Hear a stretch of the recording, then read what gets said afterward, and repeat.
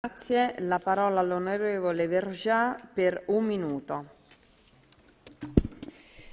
Madame la Présidente. Une nouvelle fois, nous sommes saisis d'une demande d'accord concernant la protection des données des citoyens européens transférées aux États-Unis, qui vaut aussi pour le Canada et l'Australie.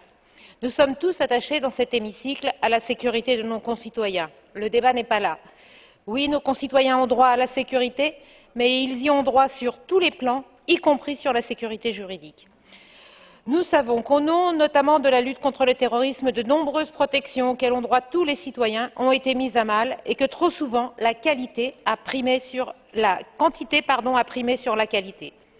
Je voudrais saluer le travail fait par notre rapporteure qui va dans le bon sens, notamment quand elle insiste sur les questions de nécessité et de proportionnalité. J'y rajouterai volontiers la question de la réciprocité. Mais en matière de défense des droits de l'homme, les États-Unis sont loin d'être un modèle et nous savons que les citoyens européens sont loin d'y bénéficier de la même protection qu'en Europe et qu'un certain nombre d'entre eux sont régulièrement soumis à ce que j'appellerais des tracasseries administratives, mais il y a pire, au motif notamment qu'ils sont soupçonnés d'être terroristes. Qu'est-ce que cela veut dire? Pire, qu'adviendra-t-il de ces garanties quand les données seront transférées à des pays tiers, notamment dans un but de prévention? On sait que 80% de ces données sont déjà aux États-Unis.